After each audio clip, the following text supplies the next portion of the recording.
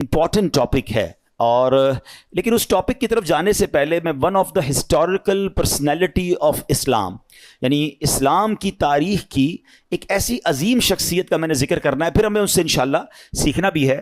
اور وہ شخصیت ہیں کہ سرکار دو عالم علیہ الصلوۃ والسلام کے بعد کائنات میں سب سے بڑا مرتبہ اگر کسی کا ہے تو وہ ان کا ہے.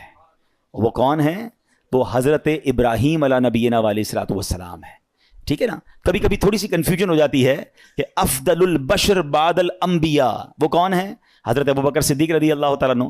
تو یاد رکھیے وہ انبیاء کے بعد افضل ہیں، لیکن اگر انبیاء کو بھی شامل کر لیا جائے تو پوری یونیورس میں، پوری کائنات میں اللہ کے حبیب جناب رسول اللہ صلی اللہ تعالیٰ علیہ وسلم کے بعد جو دوسرے نمبر پر شخصیت آتی ہے جن کا مرتبہ سب سے بڑا ہے، وہ حضرت ابراہیم علیہ نبینا علیہ الصلوۃ والسلام ہے. حضرت ابراہیم کی ایک اور خوبصورت، بہت ساری انشاءاللہ باتیں سنیں گے ان کے بارے میں، مگر آپ جو ہے نا یہ وہ ہستی ہیں کہ چاروں آسمانی مذاہب میں آپ کا ادب ہے. اچھا، ابراہیم جو آپ کا نام ہے اس کی وجہ تو بتاتا ہوں، لیکن آپ ابو الانبیاء بھی کہلاتے ہیں، یعنی آپ کے بعد جتنے نبی ہوئے وہ سب آپ کی اولاد سے ہوئے، اس لیے آپ انبیاء کے والد بھی کہلاتے ہیں. اچھا، آپ کا نام جو ابراہیم ہے نا، آپ کے والد کا نام تارخ تھا، اور ابراہیم ایکچولی سریانی زبان کا لفظ ہے، اور اس کے معنی ہے ابو الرحیم، یعنی مہربان باپ. چونکہ آپ بچوں پر بہت مہربان تھے، مہمان نوازی آپ کی بڑی مشہور تھی، اس لیے آپ کو ابراہیم کہا جاتا ہے. بعض لوگوں نے کہا کہ ابراہیم اصل میں ابرام تھا، جس کے معنی ہے بزرگ. چونکہ آپ بہت سے انبیاء کرام کے والد ہیں اور سارے دینوں میں آپ کی عزت ہے، حتیٰ کہ مشرکین عرب بھی آپ کی عظمت کرتے تھے، عزت کرتے تھے، اس لیے آپ کا نام ابراہیم ہوا. اچھا، آپ کا ایک بڑا پیارا لقب ہے ابو الضیفان، یعنی مہمان نواز، بہت مہمان نواز. آپ کے بارے میں آتا ہے کہ آپ کا گھر سڑک کے کنارے پر تھا، جو بھی گزرتا آپ اس کو گھر لے آتے اور اس کی مہمان نوازی فرماتے.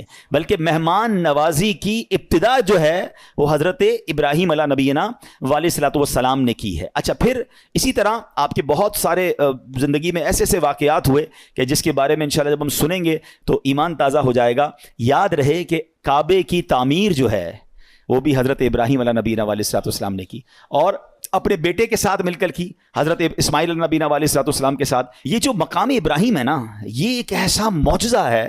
آپ کو پتہ ہے مقام ابراہیم کو ٹائم کتنا ہو گیا ہے؟ علماء کہتے ہیں اپروکسیمیٹلی 5000 سال سے زیادہ عرصہ ہو چکا ہے. یہ جو باکس ہے نا مقام ابراہیم کے اوپر، یہ اب لگا ہے 200-400-500 سال پہلے یہ پتھر کھلے آسمان تلے پڑا ہوتا تھا. کھلے آسمان تلے ہزاروں بارشیں، ہزاروں آندھیاں، ہزاروں موسم تبدیل ہوئے، مگر کمال دیکھیں وہ پتھر میں حضرت ابراہیم کے قدموں کا نشان آج بھی ویسے ہی موجود ہے. یعنی اللہ نے نشانی کیسے باقی رکھی ہے. آپ ذرا سوچیں کہ 200-400 سال کسی عمارت کو چھوڑ دیں، وہ گر جاتی ہے، وہ ٹوٹ جاتی ہے. بڑی پرانی عمارتیں کہاں چلتی ہے؟ 5000 ایئرز پرانا یہ پتھر ہے. اور اس مقام ابراہیم، یہ جنت سے آیا تھا پتھر.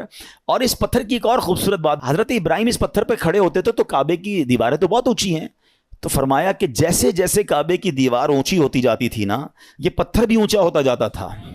آج کل جو ہماری سائنس نے لفٹیں بنائی ہیں نا، سنو، thousands years ago یہ پتھر کیا کام کرتا تھا؟ جب نیچے پتھر لگانا ہوتا تھا یہ پتھر نیچے آ جاتا تھا، جب اونچا پتھر لگانا پڑتا تھا یہ پتھر اونچا ہو جاتا تھا. تو اللہ کی قدرت کا ایسا نظارہ ہے، اور آج بھی مقام ابراہیم جو ہے سبحان اللہ وہ موجود ہے. ایک عشق والی بات بھی سن جاؤ، ٹھیک ہے؟ ہم اپنے بیان میں کچھ عقیدے کا بھی ذکر کر دیا کرتے ہیں، کوئی عشق رسول کی بات بھی کر لیتے ہیں.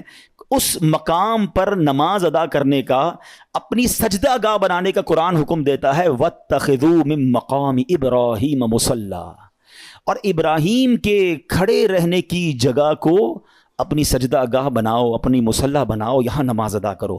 اب مجھے بتائیے کہ جہاں حضرت ابراہیم موجود نہیں ہیں، ان کے قدموں کے نشان ہیں، اللہ اس کی عظمت کا ذکر قرآن میں کر رہا ہے. تو جہاں جس قبر انور میں، جس روضے میں خود مصطفیٰ کریم موجود ہیں، تو اس مدینے کی برکتوں کا عالم کیا ہوگا، اس روضہ رسول کا عالم کیا ہوگا، مسجد نبوی میں جا کے سجدوں کا عالم کیا ہوگا. تو آپ سوچئے کہ سبحان اللہ. اچھا، پھر یہاں ایک اور بات سیکھنے کو مل رہی ہے، اللہ والے جہاں سے گزر جائیں، جہاں ٹچ کر دیں، جہاں وقت گزار لیں، وہ جگہ ایسی مقبول ہو جاتی ہے کہ وہاں جائیں تو جا کر دعائیں قبول ہونا شروع ہو جاتی ہیں. تو اگر آج کوئی مقدس مقام پر کسی اللہ کے ولی کے مزار پر جا کر اللہ سے دعا مانگ رہا ہے تو یہ رحمتوں کے نزول کی جگہ ہے. یہ قرآن سے ہمیں سیکھنے کو مل رہا ہے. Let's come to the topic. اب حضرت ابراہیم علیہ نبینا علیہ الصلوۃ والسلام جو ہے نا وہ اتنی عظیم ہستی ہیں کہ آپ کے کچھ اسپیشلٹیز ہیں, ایکسکلوسیوٹی ہے, یعنی وہ صرف آپ کے ساتھ خاص ہیں. وہ چند باتیں عرض کرتا ہوں. حضرت ابراہیم علیہ الصلوۃ والسلام نبی پاک علیہ الصلوۃ والسلام کے بعد سب سے افضل ہیں. اسی طرح حضرت ابراہیم علیہ الصلوۃ والسلام اپنے بعد آنے والے سارے نبیوں کے والد بھی ہیں.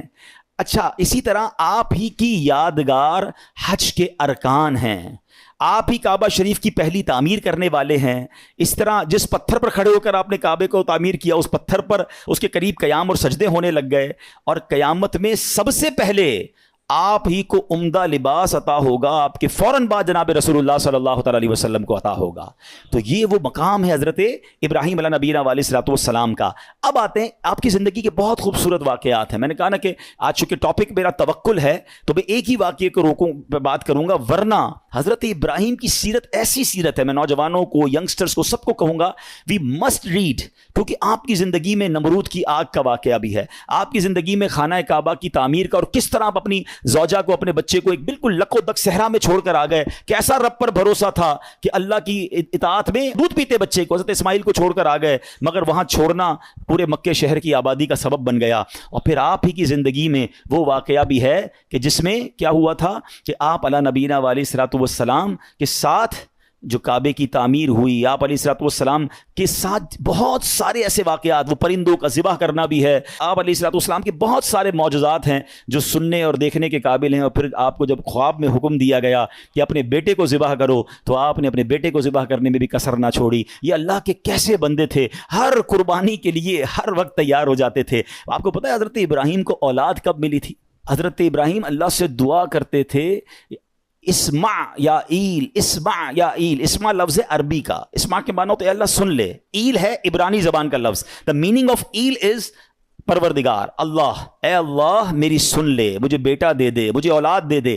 99 ایئرس کی ایج میں جا کر حضرت ابراہیم کو حضرت اسماعیل عطا ہوئے ہیں. آپ ذرا سوچیں, دو باتیں سیکھنی ہے اس میں. مایوس نہیں ہوئے, پکارتے رہے ہیں. ہم تو 2-4 مہینے کوئی دعا کرے کام نہ ہو, بندہ کہتا دعا کا فائدہ ہی کوئی نہیں ہے. اچھا, میری اور آپ کی حیثیت کیا ہے؟ وہ خلیل اللہ ہیں, اللہ کے دوست ہیں. 99 ایئرس کی دعا, کمال ہے نا. اس سے سیکھنے کو مل رہا ہے کہ دعا سے مایوس نہیں ہونا. اور دوسری بات یہ سیکھنی ہے کہ اللہ والوں کو آزمایا بھی جاتا ہے. ہاں, آزمائشیں آتی ہیں, ان کو ٹیسٹ کیا جاتا ہے. ہماری دعا قبول نہ ہو, اللہ سے ہی بدزن ہو جاتے ہیں. توبہ توبہ, ایسا کبھی نہیں کرنا. اور دوسری بات, آج ہم میں سے کسی کو 5, 10, 15 سال کے گیپ کے بعد بچہ ہو جائے, یا اولاد ہی نہیں ہو رہی, اور 10 سال بعد پہلی اولاد ہو, اس کو تو پیر زمین پہ نہیں لگنے دیتے. کتنا پیار دیتے ہیں اس کو, کیئر کرتے. بھائی بڑی مرادوں سے ملا ہے, 99 سال کی عمر میں بیٹا ملا ہے, اور حکم ہو رہا ہے اس بیٹے کو ہی ذبح کر دو. آپ امتحان کا لیول تو سوچو یار, امیجن نہیں کر سکتے. ہم میں سے آج تک کس کو یہ کہا گیا, اور آپ نے کوئی ہیلا بہانہ تلاش نہیں کیا, آپ تو چلے گئے.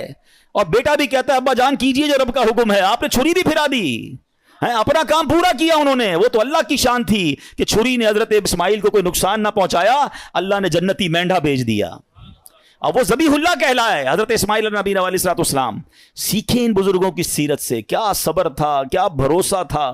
قربانی کے لیے ہر وقت تیار رہتے تھے. ہمیں چھوٹی سی قربانی دینی ہو تو ہم پیچھے بانٹ جاتے ہیں, کوئی نہ کوئی بہانہ تلاش کرتے ہیں. آئیے آج میں حضرت ابراہیم کا وہ واقعہ سنانا چاہتا ہوں جو ہمارے جو مین ٹاپک ہے اس کو کور بھی کرے گا, اور ہمیں بہت کچھ سیکھنے کو ملے گا. آپ کی ایج تھی ایک روایت کے مطابق 18 یا 20 سال. آپ جس ایریا میں رہتے تھے وہاں ہوتی تھی بت پرستی, لوگ بتوں کی پوجا کرتے تھے. آپ ان بتوں سے بڑے بیزار تھے, اب اللہ وحدہ لا شریک کی عبادت کرتے تھے. تو ہر سال اس علاقے میں, اس ولیج میں ایک میلہ ہوتا تھا. اس میں شراب پیتے تھے لوگ, ناچ گانے کرتے تھے, یا جو بھی ان کو خرافات کرنے ہوتے تھے. تو انہوں نے کہا کہ آپ بھی چلیں. حضرت ابراہیم کو بھی بلایا. آپ نے کہا میں نہیں جاتا. سارے گاؤں والے چلے گئے, آپ اکیلے اس گاؤں میں رہ گئے. آپ نے کہا یہ کدھر جاتے ہیں, بت خانے میں جا کر کیا کیا کرتے ہیں. آپ اس بت خانے کے اندر چلے گئے, ہیں جو بھی ان کا ٹیمپل کہہ لیں, مندر کہہ لیں. آپ اس کے اندر گئے, آپ نے دیکھا عجیب عجیب قسم کے بت بنے ہوئے ہیں, کوئی چھوٹا ہے کوئی بڑا ہے. آپ کو بڑا غصہ آیا, آپ نے کلاڑا لیا, کسی کا ہاتھ توڑا, کسی کا پیر توڑا, کسی کا ناک توڑا کہ یہ اس کی عبادت کرتے ہیں. اور جو سب سے بڑا بت تھا اس کے کاندھے پر کلاڑی رکھ کر آپ باہر آ گئے. جب وہ سارے لوگ شرابیں پی کر عیاشیاں کر کر واپس آئے, تو جب اپنے ٹیمپل کے اندر گئے تو حیران ہو گئے کہ یہ بتوں کو کس نے توڑ دیا, ہمارے خداؤں کو کس نے ہاتھ پیر توڑ دیے. بڑا غضب, بڑا غصہ, ڈھونڈو کس نے کیا ہے. کہا ایک ہی نوجوان ہے جو ہمارے ساتھ نہیں چلا تھا, یہ اسی نے کیا ہوگا. حضرت ابراہیم علیہ نبینا علیہ الصلوۃ والسلام کو لائے. اور کہا کہ یہ کس نے کیا ہے آپ بتائیں. آپ نے بڑا لاجیکلی جواب دیا کہ انہی سے پوچھ لو نا جو سب سے بڑا بت ہے, اس سے پوچھ لو, دیکھو کاندھے پہ کلاڑا بھی اسی کے لگا ہوا ہے. تو وہ کہتے ہیں یہ تو جواب نہیں دیتے. اب ذرا دیکھیں لاجیکلی ڈیمونسٹریشن کیسا کیا, پریکٹیکلی کہتے ہیں نا کہ کچھ چیزیں پریکٹیکلی سمجھائی جاتی ہیں. آپ نے کہا اسی سے پوچھ لو نا جو سب سے بڑا ہے اور اس کی کاندھے پہ کلاڑا بھی رکھا ہے, یہ بتا دے گا کس نے توڑا ہے. تو وہ کہتے ہیں کہ یہ تو جواب نہیں دیتے. اللہ اکبر. اب اس پوائنٹ کو لے کر حضرت ابراہیم علیہ نبینا علیہ السلام نے کیا خوبصورت, جس کو کہتے ہیں جواب دیا, جو آپ نے جواب دیا وہ قرآن میں موجود ہے. آپ فرماتے قال افتعبدون من دون اللہ ما لا ينفعکم شیئا ولا یضرکم, کہا کہ تم اللہ کے سوا ایسے کو پوچھتے ہو جو نہ تمہیں نفع دے سکتا ہے نہ نقصان دے سکتا ہے. اف لکم, تف ہے تمہارے اوپر. وَلِمَا تَعْبُدُونَ مِن دُونِ اللَّهِ أَفَلَا تَعْقِلُونَ, کہتے ہیں تم ان بتوں کو اللہ کے سوا پوچھتے ہو, تف ہے تم پر, تمہارے اندر عقل نہیں ہے, تمہیں خود نہ نفع دے رہے ہیں نہ نقصان دے رہے ہیں. یعنی پریکٹیکل کر کے بتایا نا. مگر کہتے ہیں کہ جس کی آنکھوں پر پردہ پڑ جائے نا, اس کو آپ ایگزامپل بھی دے دیں, دلیل بھی دے دیں. آج بھی ایسے لوگ موجود ہیں, قرآن سے نکال کے دکھا دو, حدیث سے بتا دو, ہیں اس کو لاجیکلی سمجھا دو. جس کو نہیں ماننا میں نہ مانوں, اس کو نہیں ماننا. تو یہ شروع سے معاملہ ہے کہ کچھ لوگ نہیں مانتے. تو بہرحال اب اتنا زبردست ڈیمونسٹریشن تھا, ہونا کیا چاہیے تھا, توبہ کر لیتے کہ یار بات تو صحیح کر رہے ہیں, یہ بت اپنے آپ کو توڑ پھوڑ سے نہیں بچا سکے, ہمیں کیا بچائیں گے. مگر اینڈ آف دا ڈے کیا ہوا, ان ظالموں نے کیا کہا کہ اب ان کو پکڑ کر ان کو جلا دو. قرآن میں یہ الفاظ موجود ہیں, حرقوہ وانصروا آلہتکم ان کنتم فاعلین, ان کو جلا دو اور اپنے خداؤں کی مدد کرو اگر تمہیں کرنا ہے.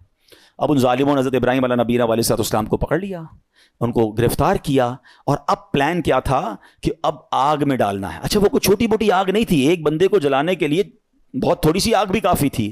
انہوں نے دنیا کی ہائیسٹ فائر ایسٹنگوش کی اتنی بڑی آگ لگائی کہ وہ ایریا نو فلائنگ زون بن گیا, پرندہ بھی اوپر سے نہیں گزر سکتا تھا, پرندہ گر جاتا تھا آگ کے اندر, اتنی خطرناک آگ. ٹھیک ہے, اچھا جب آگ لگ گئی تو ہوا کیا, آسمان اور زمین کی تمام مخلوقات نے اللہ کی بارگاہ میں عرض کرنا شروع کر دی کہ اے خداوند تیرے خلیل آگ میں ڈالے جا رہے ہیں, اے اللہ ان کے سوا دنیا میں تیرا کوئی نام لینے والا نہیں ہے, عبادت تیری یہی کرتے ہیں, اللہ تمہیں اجازت دے کہ ہم ان کی مدد کریں. تو اللہ کریم نے کیا جواب ارشاد فرمایا کہ وہ میرے خلیل ہیں, میں ان کا معبود ہوں, اگر ابراہیم تم سے مدد طلب کریں تو کرو ان کی مدد. اب حضرت ابراہیم علیہ نبی علیہ السلام جو ہیں ان کے پاس ایک پانی کا فرشتہ آیا, کہتا حضور بس آرڈر کر دیں, اجازت دیں, ابھی بارش برساتا ہوں, بند ہو جائے گی. اب فرماتے ہیں مجھے تمہاری مدد کی ضرورت نہیں ہے, میرا رب دیکھ رہا ہے, اگر وہ چاہے گا تو میری مدد کر دے گا, باقی مجھے تمہاری مدد کی حاجت نہیں ہے. اچھا اب کیا ہوا, ہوا کا فرشتہ آیا, کہتا ہے بس آرڈر کریں, ابھی ہوا چلے گی, یہ ساری آگ بجھ جائے گی, مجھے تمہاری مدد کی ضرورت نہیں ہے, میرا رب دیکھ رہا ہے, اگر وہ چاہے گا تو مدد کر دے گا. اچھا اب فرشتوں کو تو منع کر دیا, اب یہ فرماتے مجھ کو میرا اللہ کافی ہے, وہی بہترین کارساز ہے, جب چاہے گا میری مدد فرمائے گا, اس کی مرضی ہے, میں اس میں راضی ہوں. اچھا اب جب آگ میں ڈالا جانے لگا نا تو اب حضرت جبریل آئے, کہتے حضور اللہ سے تو عرض کر دیں, آپ ہماری مدد نہیں لے رہے, آپ اپنے رب سے تو کہیں نا کہ وہ آپ کی مدد کرے. آئے ہائے, جواب سنو حضرت ابراہیم کا, لیول آف یقین دیکھو. آپ فرماتے ہیں میرے حال کو وہ خوب جانتا ہے, وہ دیکھ رہا ہے نا, اسے معلوم ہے میں کس تکلیف میں ہوں, میں راضی ہوں, اگر اس نے مدد کرنی ہوگی تو وہ مدد کر دے گا. پنجابی شاعر نے ایک بہت خوبصورت شعر کہا ہے, اور یہ ایکچولی اس پورے واقعے کو بڑے خوبصورت انداز میں ڈیفائن کرتا ہے کہ جے سونا میرے دکھ وچ راضی, جے سونا میرے دکھ وچ راضی, میں سکھ نو چلے پاوا ہو. کہتے مجھے کیا کرنا ہے سکھ کا, اگر میرا رب میرے دکھ میں راضی ہے نا تو میں بھی اسی پہ راضی ہوں. یہ وہ لیول ہے جو اللہ والوں کو نصیب ہوتا ہے. آپ ان کے پاس اتھارٹی تھی, ایسا نہیں تھا بے بس تھے, آپ کو باندھ دیا گیا تھا, آپ کو آگ میں ڈالا جانا تھا, ان کے پاس اتھارٹی تھی, فرشتے آ رہے تھے, مگر آپ کہتے ہیں مجھے نہیں مدد کی ضرورت تمہاری, رب دیکھ رہا ہے نا, وہ کر دے گا مدد. اچھا ایج کیا ہے, 18 to 20 years, یہ کوئی بہت بڑی ایج نہیں تھی. اس ینگ ایج میں آپ کا لیول آف توکل اور لیول آف ٹرسٹ آن اللہ سبحانہ و تعالیٰ کیا تھا. اور اب کیا ہوا, اب آپ کو آگ میں پھینک دیا گیا. اچھا آپ آگ میں جو گئے تھے نا, آپ نے ایک دعا پڑھی تھی, لا الہ الا انت سبحانک لک الحمد ولک الملک لا شریک لک. اور جب آپ آگ کے شعلوں میں داخل ہوئے تو اب اللہ کریم کی طرف سے آگ کو آرڈر کیا دیا گیا. آپ نے نہیں مانگا, مگر رب کی طرف سے کیا آرڈر دیا گیا وہ بھی قرآن میں موجود ہے. اللہ فرماتا ہے قلنا یا نار کونی بردا وسلاما علی ابراہیم, رب فرماتا ہے ہم نے فرمایا اے آگ ہو جا ٹھنڈی اور سلامتی ابراہیم پر. علماء نے اس کی بھی تفسیر بیان کی کہ اگر اللہ کی طرف سے صرف یہ حکم ہوتا نا ٹھنڈی ہو جا تو حضرت ابراہیم کو ٹھنڈ لگنا شروع ہو جاتی, اتنی ٹھنڈی ہو جاتی. ہائے ہائے, اللہ نے انتظام بھی فرمایا تو کیسا فرمایا, ٹھنڈی بھی ہو جا سلامتی والی بھی ہو جا. اچھا آگ بجھی نہیں تھی, یہ بھی یاد رکھیے گا, آگ موجود تھی. ایسا نہیں ہوا کہ حضرت ابراہیم آگ میں گئے اور آگ بجھ گئی, چیپٹر کلوز. نہیں, آگ جل رہی ہے, حضرت ابراہیم اندر ہیں اس آگ میں. کتنی دیر رہی ہے پتا ہے آپ کو؟ کچھ سمجھتے ہیں 1 منٹ 2 منٹ 5 منٹ کے بعد باہر آ گئے. علماء فرماتے ہیں, مفسرین کہتے ہیں, بعض تفسیروں میں لکھا 7 days, 7 دن آگ کے اندر رہے. ایک تفسیر میں ہے 40 دن اور ایک تفسیر میں 50 days آگ میں رہے. یعنی وہ کافر جو باہر کھڑے تھے وہ تو سمجھے چیپٹر کلوز ہو گیا ہے, مگر جب آپ باہر آتے ہیں آپ کا بال بھی بھیکا نہیں ہوتا ہے. آگ کا کام چلانا ہے, مگر رب چاہے تو وہ آگ ہی حفاظت کرنے والی بن جاتی ہے. ہم اصل میں اسباب پر نظر رکھ رہے ہیں کہ یار یہ ہو جائے گا تو یہ ہو جائے گا, یہ ہو جائے گا تو یہ نقصان ہو جائے گا. یہ میں اور آپ سمجھ رہے ہیں, میرا رب چاہے تو وہ آگ کو گلزار بنا سکتا ہے. اس پورے واقعے پر شعراء نے بڑی کمال کی شاعری کی ہے. ایک بڑا کمال کا شعر ہے. اصل میں اس واقعے سے بہت ساری باتیں سیکھنے کو ملیں گی. ایک بات سیکھنے کو پتہ کیا مل رہی ہے, ہر چیز لاجک پر نہیں ہوتی ہے, ہر چیز عقل پر فیصلے نہیں کرنے ہوتے. ہمارے پاس کیلکولیٹر ہے نا, ہم زندگی کے بہت سارے فیصلے کیلکولیٹر پر کرتے ہیں. بعض اوقات لوگ زکوٰۃ دیتے نا, کہتے ہیں یار 10 کروڑ روپے ہیں, 25 لاکھ روپے زکوٰۃ نکل جائے گی, اوئے ہوئے تو پیسے کم ہو جائیں گے, 9 کروڑ 75 لاکھ رہ جائیں گے. کیلکولیٹر کیا بتا رہا ہے؟ پیسے کم ہو جائیں گے. ایک میرا آپ کا کیلکولیٹر ہے, ایک رحمت کا کیلکولیٹر ہے. رحمت کا کیلکولیٹر کہتا ہے 2 اللہ کی راہ میں یہ بڑھیں گے. عقل کہتی کیسے بڑھیں گے بھائی, میں اگر اپنے جیب میں پیسے دے دوں گا اللہ کی راہ میں تو کم ہی ہوں گے نا. لاجک یہ کہتی ہے, رحمت کچھ اور کہتی ہے. ہر چیز عقل سے نہیں ہوتی ہے. کیا خوبصورت شعر ہے, بے خطر کود پڑا آتش نمرود میں عشق. یہ چھلانگ جو ہے نا عقل نے نہیں لگائی تھی, عشق نے لگائی تھی. عقل تو کہہ رہی تھی جل جائیں گے, عشق کہتا ہے کود جاؤ, رب کا حکم ہے نا, رب کی رضا ہے. بے خطر کود پڑا آتش نمرود میں عشق, عقل تھی محو تماشائے لبے بام. ابھی عقل تو ابھی سوچ رہی تھی, عشق نے اپنا کام کر دیا. پنجابی کا ایک شعر ہے, عشق دے چلے ہی نمبر لے گئے. ہاں, عشق دے چلے ہی نمبر لے گئے, عقل مندہ ایویں ہی عمرہ گالیاں. ہاں, بعض اوقات عشق والے بہت آگے بڑھ جاتے ہیں. اور شاعر مشرق نے کیا لکھا, کیا کمال کی بات. یقین کرے یہ شعر جو ہے نا, کاش یہ بات سمجھ آ جائے. ہمیں بعض اوقات لگتا ہے مسئلہ حل نہیں ہو رہا, پرابلم سالو نہیں ہو رہی, بڑی مشکل ہے. ایک ہی ریکوائرمنٹ ہے. شاعر مشرق لکھتے ہیں, اگر آج بھی ہو ابراہیم سا ایمان پیدا. کیا کنڈیشن ہے؟ لیول آف ایمان اگر وہ ہو جائے نا, توکل, ٹرسٹ, اگر آج بھی ہو ابراہیم سا ایمان پیدا, آگ کر سکتی ہے انداز گلستان پیدا. آج بھی آگ گلزار بنے گی, آج بھی آپ کی پرابلم سالو ہوگی. بس ایمان وہ چاہیے, لیول وہ چاہیے جو حضرت ابراہیم علیہ نبینا علیہ السلام کو عطا کیا گیا. تو اس واقعے سے اللہ کی رضا پر راضی رہنا, مشکلوں پر صبر کرنا اور امتحان پر اپنے آپ کو اسٹیڈ فاسٹ رکھنا, یہ ہمیں قرآن سکھا رہا ہے. اور اے میرے پیارے اسلامی بھائیوں, آج کل ہمارا بہت بڑا مسئلہ کہ ٹرسٹ ڈیفیسٹ ہے. ہمیں دنیا والوں پر بھروسہ ہے, ہمیں رب پر بھروسہ نہیں ہے. ہم سب پر بھروسہ کرتے ہیں, ہم رب پر بھروسہ نہیں کرتے. ہماری جو ہے نا اللہ سے دوستی کمزور ہو گئی ہے. ہمیں لگتا ہے نہیں یار یہ مسئلہ کیسے حل, جب تک یہ بندہ نہیں ملے گا نا, جب تک یہ فون نہیں کرے گا, جب تک اس سے میرا کانٹیکٹ ڈیولپ نہیں ہوگا, میرا کاروبار ہی نہیں بڑھے گا, میرا مسئلہ ہی حل نہیں ہوگا. یہ ہماری بھول ہے. میں آپ کو کچھ انشاءاللہ حدیثیں سناتا ہوں, پھر اس ٹاپک پہ مزید بات کرتے ہیں کہ اللہ کے حبیب علیہ الصلوۃ والسلام کیا فرماتے ہیں. اللہ کے نبی علیہ الصلوۃ والسلام فرماتے ہیں, یہ جو یہ توکل ہے نا, اس کے بارے میں آپ فرماتے ہیں کہ اگر تم ایسا توکل کرو کہ جیسا توکل کرنے کا حق ہے, تو اللہ کریم تمہیں ایسے عطا فرمائے گا جیسے پرندوں کو روزی عطا فرماتا ہے. اب یہ اتنے سارے پرندے ہیں, ان کی روزی کا انتظام کیا ہے؟ اتنا کمال کا یہ اسٹڈی اگر آپ کریں, اور حدیث میں آیا نا کہ اللہ ایسے روزی دے گا جیسے پرندوں کو دیتا ہے. کبھی بھی آپ کے گھر میں بھی کوئی پرندہ ہو, آپ نے اس کے گھونسلے میں دیکھا ہے کوئی چھوٹی سی اس نے کبڈ بنائی ہوئی ہو اور 2-4 دن کا چارہ جمع کیا ہو؟ کسی پرندے کے پاس دیکھا ہے؟ نہیں. اس کا مطلب یہ ہوا کہ 800 ارب پرندے اپروکسیمیٹلی ڈیلی صبح گھر سے نکلتے ہیں, اپنے درختوں سے اڑتے ہیں, اور جب شام واپس آتے ہیں ان سب کو اللہ پاک روزی دے چکا ہوتا ہے. توکل کا لیول دیکھیں نا, توکل ہے نا, ان کو کل کا جمع ہی نہیں کرنا. ہمارے کبڈز بھرے ہیں, ہمارے اکاؤنٹس بھرے ہوئے, ہماری جیبوں میں پیسے, ہمارے اناج کے ڈبے کھولے کچن میں تو کچھ نہ کچھ نکل آئے گا, مگر فکر ہی ختم نہیں ہوتی. کال کرو تھینو, پرسوں کیا ہوگا, 1 سال بعد کیا ہوگا, بچہ بڑا ہو جائے گا تو کیا ہوگا, یہ بوڑھا ہو جاؤں گا کیا ہوگا, میں مر جاؤں گا تو کیا ہوگا. ارے اللہ کے بندے, سارے کام ہمارے سوچنے کے ہیں ہی نہیں. جس رب نے پیدا کیا ہے مجھے، وہ مجھے دے رہا ہے. جس نے بچوں کو پیدا کیا اس کو بھی دے گا. بچی پیدا نہیں ہوتی ہماری ٹینشن شروع ہو جاتی ہے اس کی شادی کا کیا ہوگا. ارے بھائی ابھی تو پیدا ہوئی ہے تو ابھی سے ٹینشن لینے شروع کر دی ہم نے. نہیں، اللہ پر بھروسہ، یقین. وہ کریم ہے، وہ مالک ہے، ساری دنیا کو عطا کر رہا ہے، مجھے بھی دے گا. ہے بڑا خوبصورت جملہ علماء کہتے ہیں وہ چونٹی کو کن دیتا ہے اور ہاتھی کو من بھی وہی دیتا ہے. ہاتھی کی خوراک دیکھیے، وہ منو کھاتا ہے، چونٹی ذرہ کھاتی ہے. وہ ذرے چونٹی کو ذرہ بھی پہنچا دیتا ہے اور ہاتھی کو منو بھی پہنچا دیتا ہے. تو وہ مجھے بھی دے گا، بس لیول چاہیے. ایک اور بڑی خوبصورت حدیث پاک ہے، اللہ کے نبی علیہ الصلوۃ والسلام فرماتے ہیں جس کو یہ پسند ہو کہ وہ لوگوں میں سب سے زیادہ قوی ہو جائے. ہم میں سے بہت سارے لوگ بڑے کمزور ہوتے ہیں، ڈر جاتے ہیں، خوف زدہ رہتے ہیں. یہ ان کے لیے حدیث کا پارٹ بڑا زبردست ہے. آپ فرماتے ہیں جو یہ چاہتا ہے کہ سب سے زیادہ قوی ہو جائے تو اسے چاہیے کہ اللہ عز و جل پر توکل کرے. اور جس کو یہ پسند ہو کہ وہ زمانے میں باعزت ہو جائے اسے چاہیے تقوی اختیار کرے. اور جس کو یہ بات پسند ہو کہ سب لوگوں سے زیادہ دولت مند ہو جائے تو اپنے پاس موجود شے سے زیادہ اس پر اعتماد کرے جو اللہ تعالیٰ کے دستے قدرت میں ہے. ہم اپنے مال پر بڑا بھروسہ کر رہے ہوتے ہیں، یار بھائی دیکھو پیسے جمع کر لو مصیبت میں کام آئیں گے. ہاں کوئی بیمار ہو گیا نا تو اچھا ڈاکٹر کر سکو گے. مکے مدینے جانا ہے نا تو حج کے لیے پیسے چاہیے گے. یہ بھول ہے ہماری.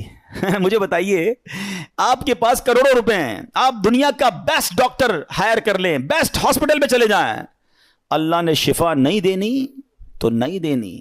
ہاں مجھے کووڈ کا زمانہ یاد آ گیا.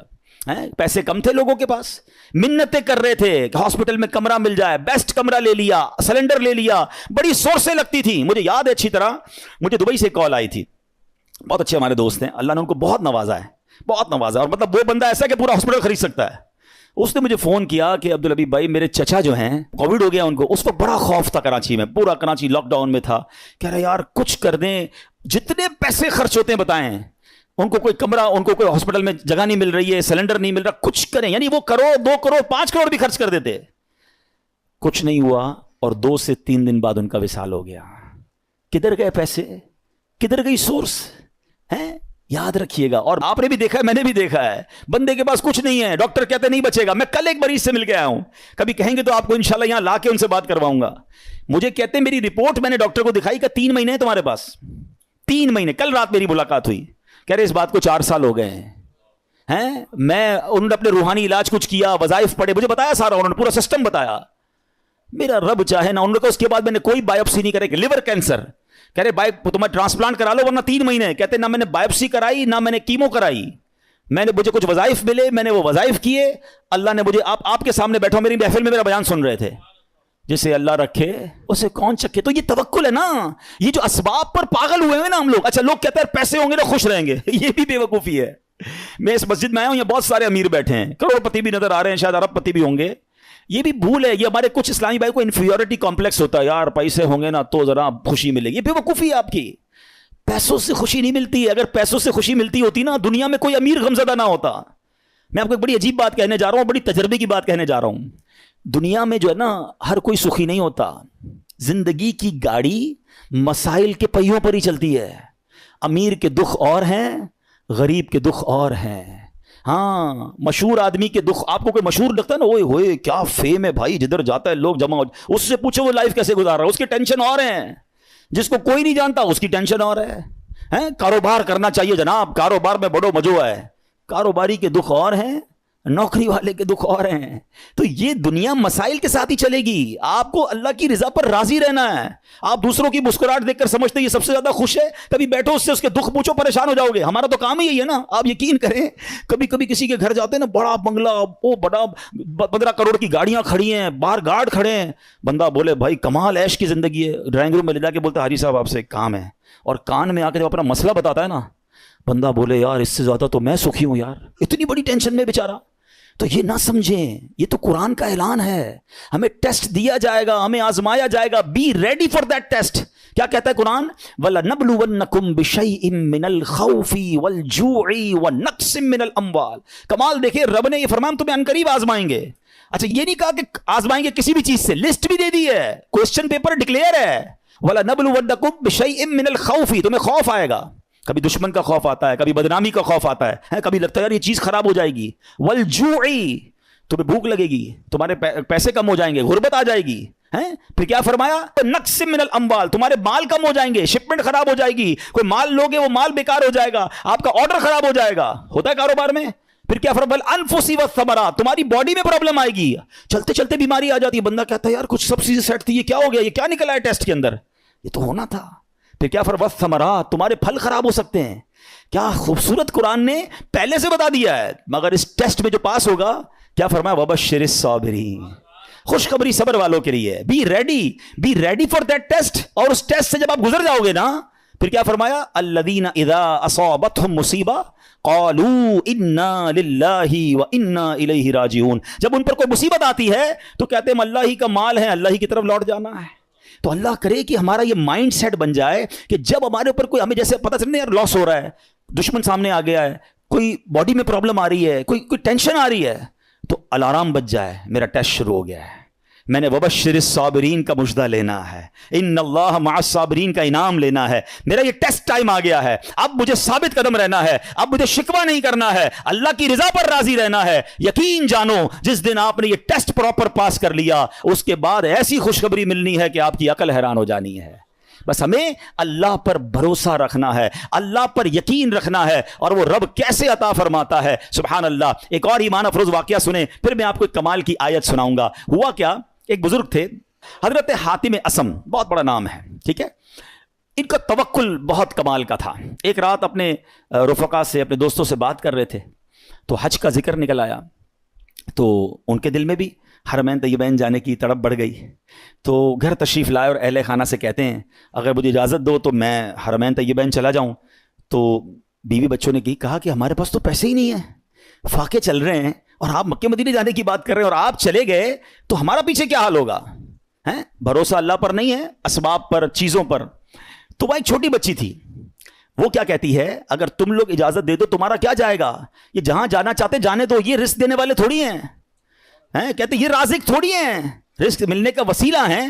جب گھر کے دیگر افراد نے بچی کا توکل دیکھا تو کہتے بچی ٹھیک تو کہہ رہی ہے، اللہ کے گھر ہی جا رہے ہیں، آپ چلے جائیں۔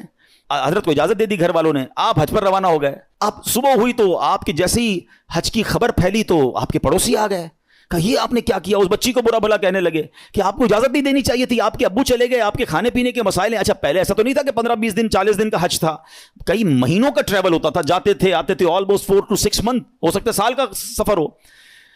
تو اب بچی کو یہ کہنے لگے کہ تمہیں اجازت نہیں دینی چاہیے تھی۔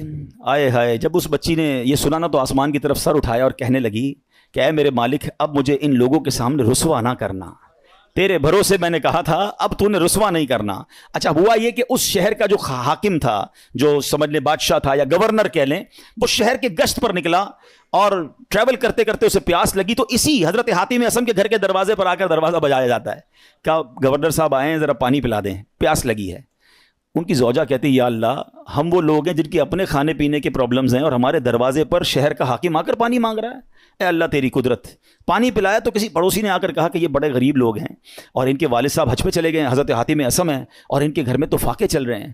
تو بادشاہ نے کہا کہ انہوں نے ہم پر مہربانی کی، ہمیں پانی پلایا، ان کو ایسے خالی ہاتھ تو نہیں چھوڑنا چاہیے۔ اس نے اپنے جو پیٹی باندھتے تھے اس زمانے میں، اپنی پیٹی اتاری اور ان کے گھر میں ڈال دی، اور اپنے سارے سپاہیوں سے کہا سب اپنی اپنی پیٹی ڈال دو۔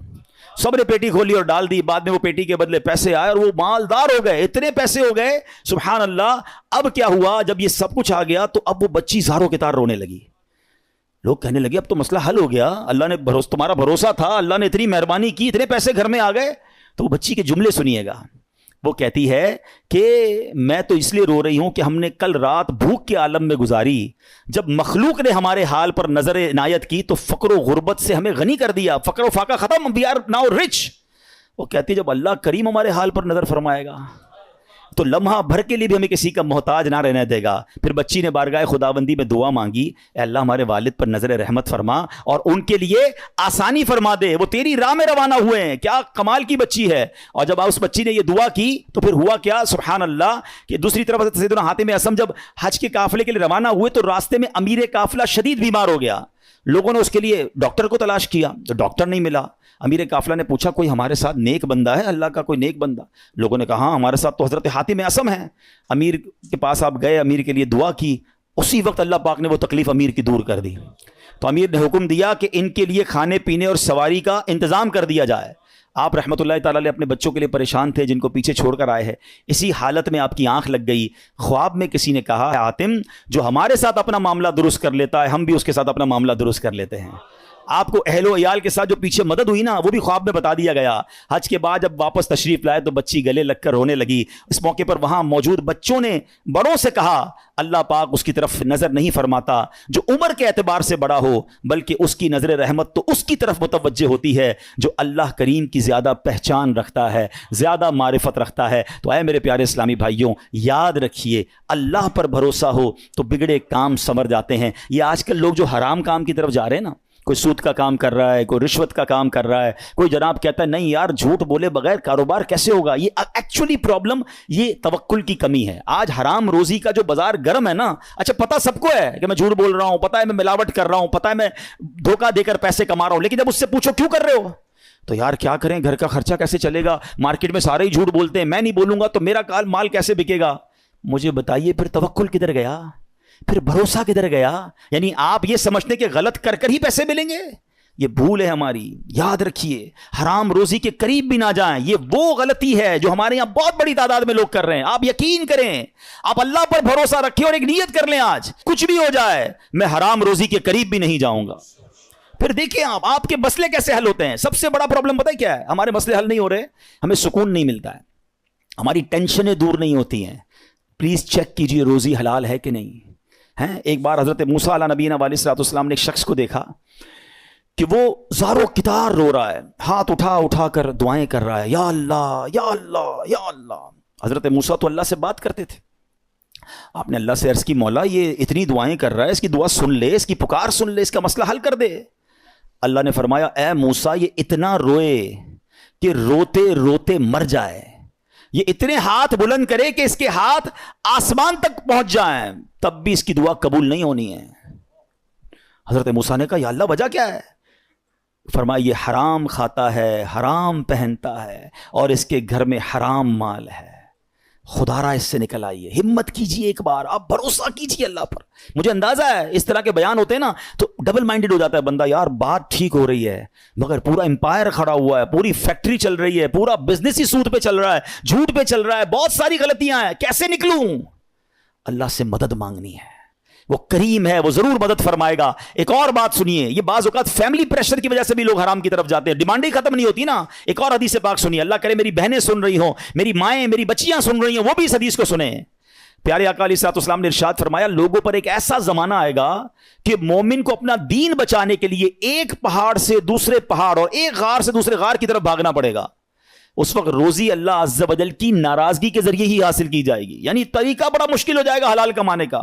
پھر جب ایسا زمانہ آئے گا تو آدمی اپنے بیوی بچوں کے ہاتھوں ہلاک ہوگا. اچھا بیوی بچے نہیں ہوں گے تو والدین کے ہاتھوں ہلاک ہوگا, اگر والدین نہ ہوئے تو رشتہ داروں اور پڑوسیوں کے ہاتھوں ہلاک ہوگا. صحابہ کرام نے عرض کی حضور وہ کیسے, یعنی بندہ اپنے بیوی بچوں, پڑوسیوں, ماں باپ کے ہاتھوں کیسے ہلاک ہوگا؟ اب سنیے, اللہ کے حبیب علیہ الصلوۃ والسلام فرماتے وہ اسے اس کی تنگ دستی پر عار دلائیں گے, اس کی غربت پر اسے شرم دلائیں گے, اور تو اپنے آپ کو ہلاکت میں ڈالنے والے کاموں میں مصروف کر دے گا اور انہی کے ہاتھوں ہلاک ہوگا. یہی کہتے ہیں نا گھر والے, تم نے کمایا ہی کیا, ابھی تک موٹر سائیکل پر ہو ہیں, ابھی تک جناب تم نے گھر کا فرنیچر چینج نہیں کیا, شادی ہو رہی ہے تم نے سونے کا زیور نہیں بنایا. گھر والوں کا پریشر, دوستوں کا پریشر, پڑوسیوں کے تانے. ایک وقت آئے گا کہ بندہ حرام کاموں کی طرف جائے گا اور پھر اللہ کو ناراض کرے گا اور انہی کے ہاتھوں ہلاک ہو جائے گا.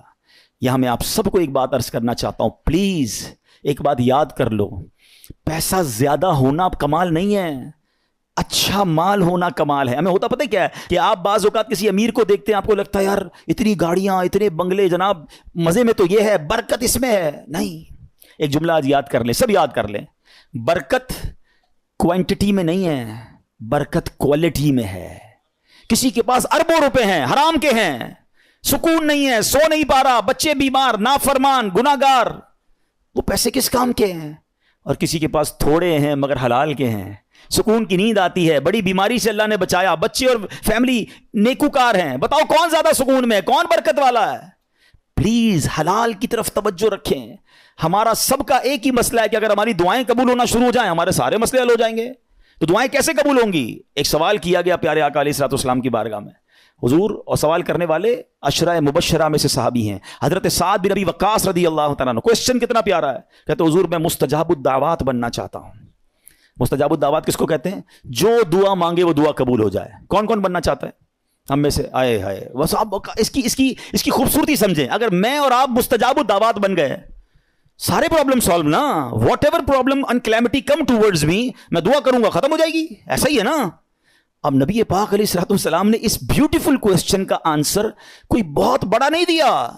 اللہ کے نبی علیہ الصلوۃ والسلام نے ون لائنر آنسر دیا. آقا نے فرمایا اے سعد، اپنی غذا پاکیزہ کر لو تو مستجاب الدعوات بن جاؤ گے.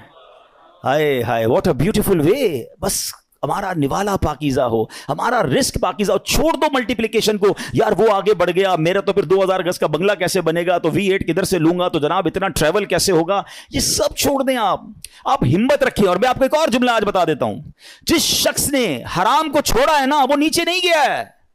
دوبارہ شروع میں نے کیا کہا تھا؟ ایک میرا اور آپ کا کیلکولیٹر ہے، ایک رحمت کا کیلکولیٹر ہے. آپ مجھے ایک بات کا جواب دیں. میں نے کئی بار یہ واقعہ بیان کیا، چلو میں اس کو شارٹ کر دیتا ہوں. ایک مبلغ کو ایک بندہ ملا اور کہتا ہے جناب میں آپ کا بیان سنا اور مجھے ذہن بن گیا حرام چھوڑنے کا. یورپ کی بات ہے. وہ کہتے ہیں میرے اسٹور پہ شراب بکتی ہے اور بھی سامان بیچتا ہوں، لیکن شراب بھی بیچتا ہوں. میں شراب بیچنا چھوڑوں گا، پیسے ہی پورے نہیں ہوں گے، کرایہ ہی نہیں نکلے گا، بچوں کا کیا ہوگا. تو اس مبلغ نے اس بندے کو یہ کہا جو میں آپ سب کو اور میرے ویورز کو بھی کہنا چاہتا ہوں کہ یار ایک بات بتاؤ، تم حرام کما رہے ہو؟ کہتا ہے ہاں.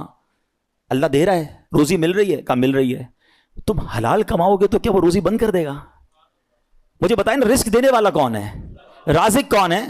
میں اللہ کی نافرمانی کروں وہ دے رہا ہے، اور مجھے ڈر یہ ہے کہ میں اس کو راضی کروں گا اور وہ بند کر دے گا. یا تو روزی دینے والا کوئی اور ہوتا تو سمجھ آتی بات کہ بھائی عبادت اللہ کی کروں گا، وہ بندہ ناراض ہو جائے گا. جب روزی دینے والا رب ہے، میرا ایمان ہے، عقیدہ ہے، اس کا مطلب یا تو وہ ایمان کمزور ہے، اور اگر وہ توکل مل گیا تو یہ ڈیفینیٹلی ہوگا کہ آپ اللہ کی ناراضی چھوڑیں، آپ کو اندازہ نہیں ہوگا کہاں سے روزی آنا شروع ہو جائے گی.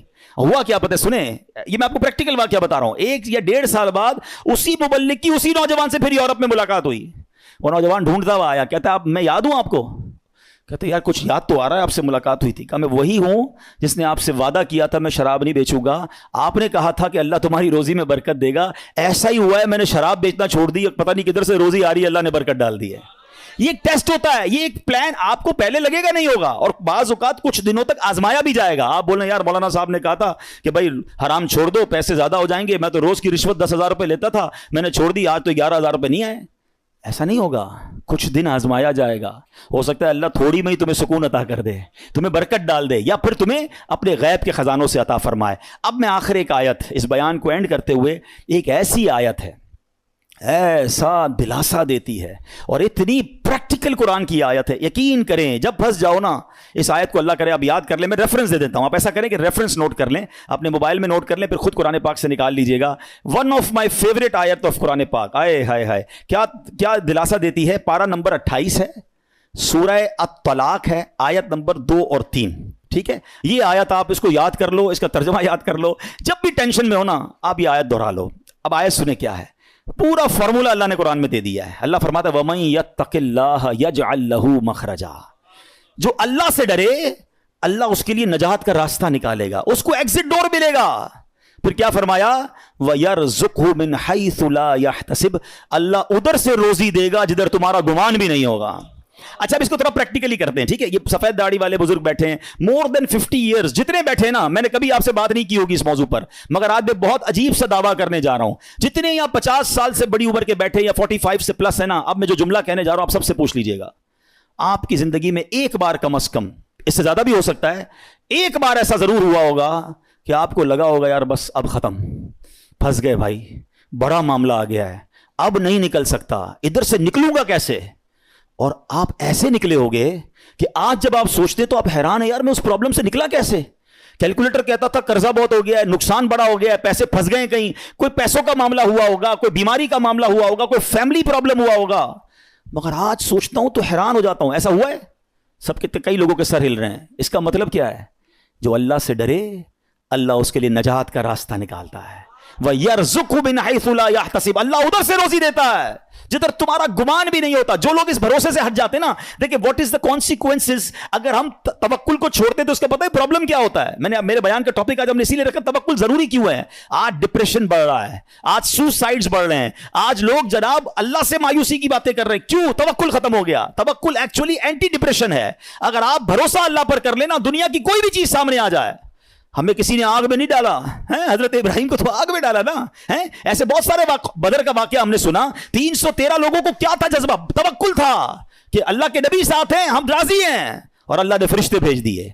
تو ایکچولی یہ ڈپریشن سے نکلنا ہے, سوسائڈ کے خیال دماغ میں نہ آئے, تو ہمیں اسٹرانگلی اللہ پر بلیو کرنا ہوگا. یہ آیت بتا رہی ہے وَيَرْزُقْهُ مِنْ حَيْثُ لَا يَحْتَسِبُ, اللہ ادھر سے روزی دے گا ادھر تمہارا گمان بھی نہیں ہوگا. پھر اللہ آگے کیا فرماتا ہے؟ وَمَن يَتَوَكَّلْ عَلَى اللَّهِ فَهُوَ حَسْبُهُ, جو اللہ پر بھروسہ کرے اللہ اس کے لیے کافی ہے.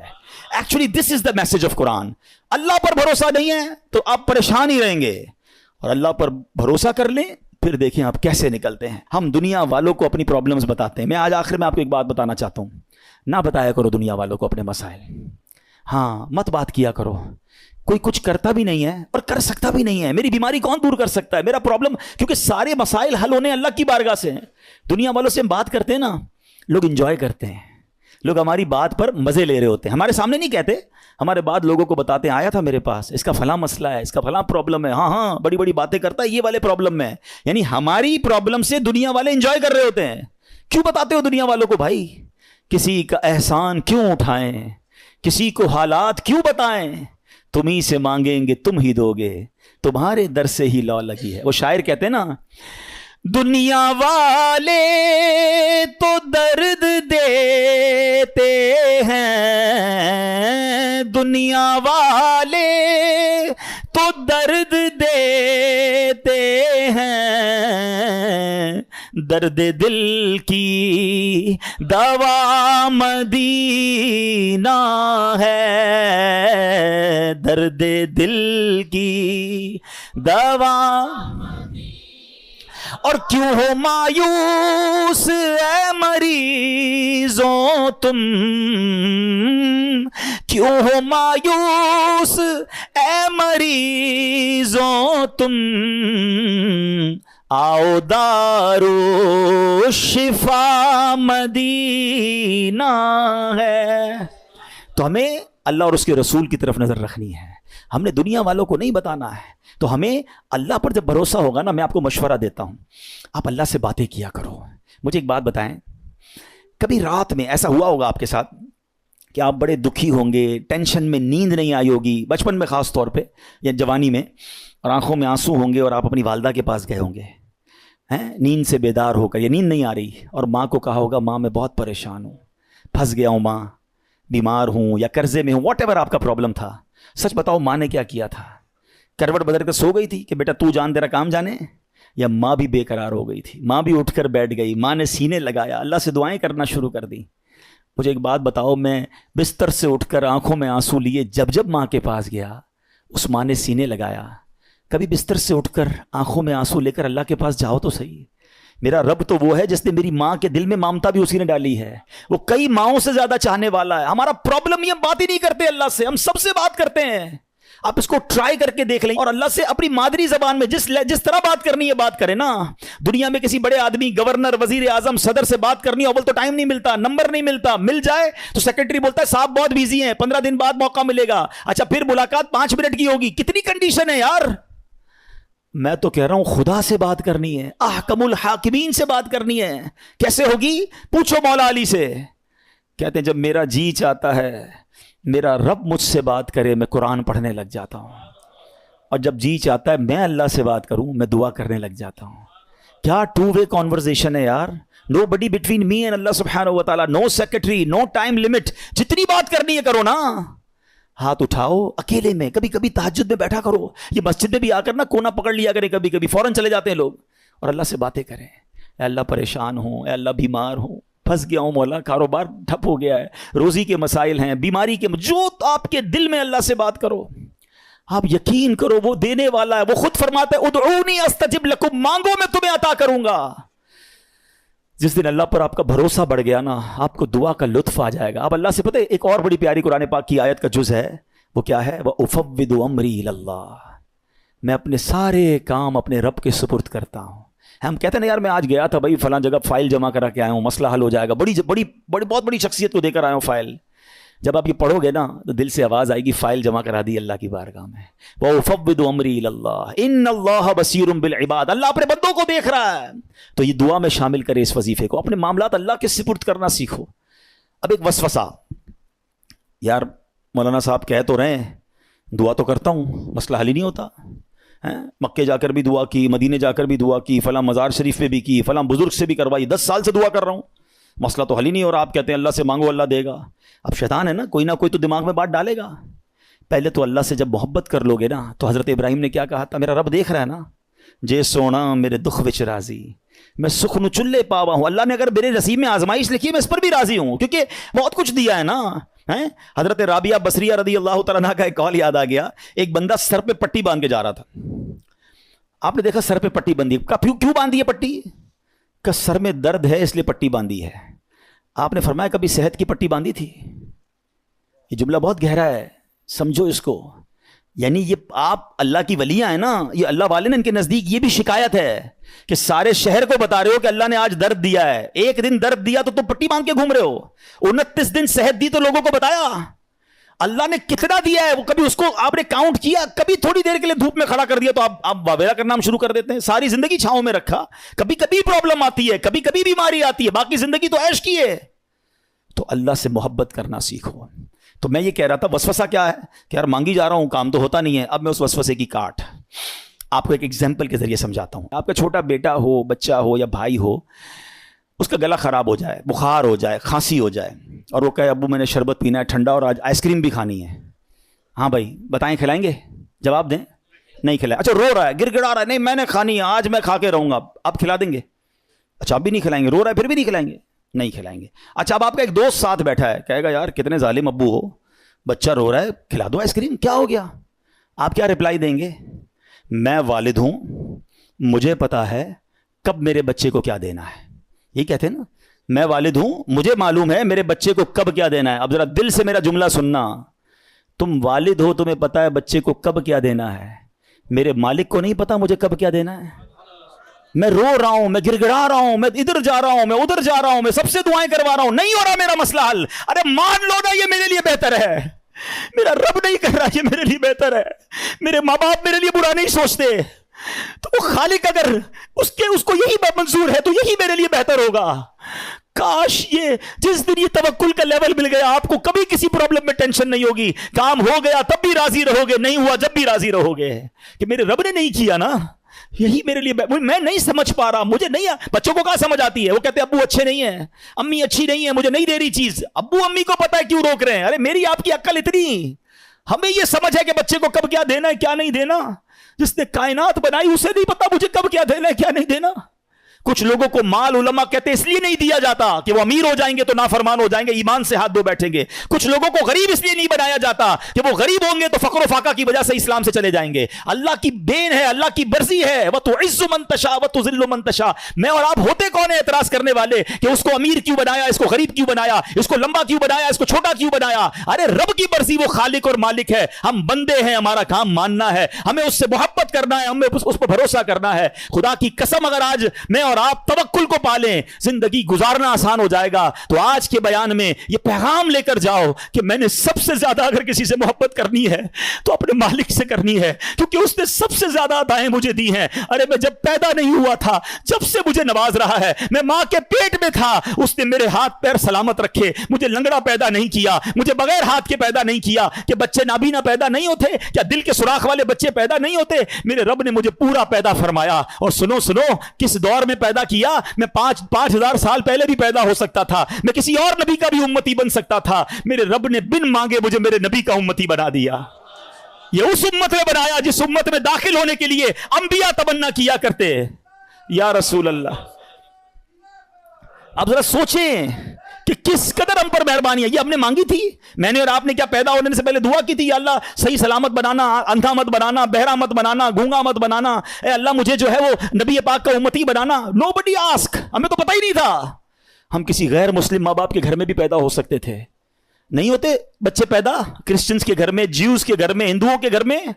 کتنی مہربانی کی میرے مولا نے, مجھے مسلمان ماں باپ دے دیے. میرے کانوں نے سب سے پہلی آواز اذان کی سنی. اللہ کی مہربانی نہیں ہے؟ کوئی بھجن سنتا ہے, کوئی پتہ نہیں کدھر کیا کیا گھنٹے سنتا ہے. میرے اللہ نے مجھے اس گھر میں پیدا کیا, میرے ماں باپ نے سب سے پہلے میرے کان میں اذان سنائی. اس مہربانی کا شکریہ ادا نہیں کرو گے کیا؟ اس پر اطمینان نہیں؟ کتنی مہربانیاں گنواؤں. ذرا تھوڑی دیر کے لیے سارے میرے بھائی آنکھیں بند کریں, آنکھیں بند کریں جلدی سے. اب کھول دیں. کیا نظر آ رہا تھا؟ کچھ بھی نہیں, اندھیرا نظر آ رہا تھا نا. یہ تھوڑی دیر سیکنڈ جو اندھیرا آپ کے سامنے تھا نا, نابینا کی زندگی میں ساری زندگی اندھیرا ہوتا ہے. میں اور آپ ساری زندگی سجدہ کریں نا تو کم ہے کہ اللہ نے آنکھیں دی ہیں. کبھی سوچو وہ نابینا زندگی کیسے گزارتا ہے, نہ بچوں کو دیکھ سکتا ہے, نہ فیملی کو دیکھ سکتا ہے. عید کے دنوں میں بچے آتے ہوں گے, ابو دیکھو کیسے کپڑے پہنے, وہ بیچارہ اپنے بچوں کو بھی نہیں دیکھ سکتا. ہم نے کب شکر ادا کیا یار, اللہ تو نے آنکھیں دی, سلامت دی, اندھا نہیں بنایا. یہ تو ایک نعمت کی بات کر رہا ہوں, کتنی نعمتیں گنواؤں.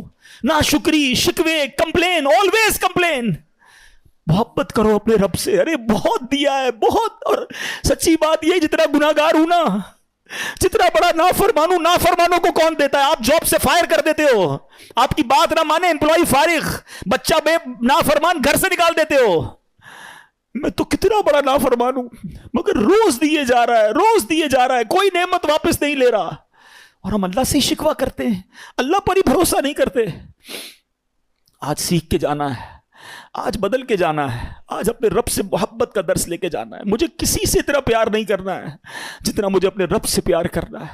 وہ بڑا کریم ہے. یقین کرو, جب رب سے بندہ محبت کر لیتا ہے نا, جب اللہ پر بھروسہ کر لیتا ہے, وَمَن يَتَوَكَّلْ عَلَى اللَّهِ فَهُوَ حَسْبُهُ, قرآن میں اس کا اعلان ہے, اللہ اس کے لیے کافی ہے. جو اللہ پر بھروسہ کر لے, اللہ اس کے لیے کافی ہے. اللہ ہمیں اپنا بھروسہ عطا کر دے, ہم اسی سے مانگتے ہیں. اللہ ہمیں اپنی محبت عطا کر دے, ہمیں اپنا یقین عطا کر دے, تیرے فیصلوں پر اطمینان عطا کر دے. اللہ ہم کمزور ہیں, ہل جاتے ہیں, ہمارا بھروسہ ہل جاتا ہے, ہمارا توکل شیک ہو جاتا ہے. اللہ وہ غلطیاں بھی معاف کر دے. ہو سکتا ہے ہماری زبان سے ایسا کچھ ادا ہو گیا ہوگا, ہم نے تیرے فیصلوں پر بھی اعتراض کر دیا ہوگا. کریم ہے مالک, ہمارے وہ جملے معاف کر دے, اور اب ہمیں اپنا بھروسہ عطا کر دے, ہمیں اپنا یقین عطا کر دے, تیرے فیصلوں پر اطمینان عطا کر دے, اور ہمیں فقط رزق حلال عطا فرما. اے میرے پیارے اسلامی بھائیوں, یہ سیکھ کر جانا ہے, اور قرآن کا یہ پیغام ہے. اللہ کرے کہ ہم عمل کرنے والے بن جائیں. الحمدللہ دعوت اسلامی کے پیارے ماحول میں یہ باتیں سکھائی جاتی ہیں, اللہ رسول کی محبت سکھائی جاتی ہے. دعوت اسلامی کے ماحول سے وابستہ رہیں, اجتماعات میں شرکت کریں, مدنی چینل دیکھیں. اللہ پاک ہمیں عمل کرنے کی توفیق عطا فرمائے. آج کے اس اجتماع کو اپنی بارگاہ میں قبول فرمائے. صلو علی الحبیب صلی اللہ تعالی علی محمد.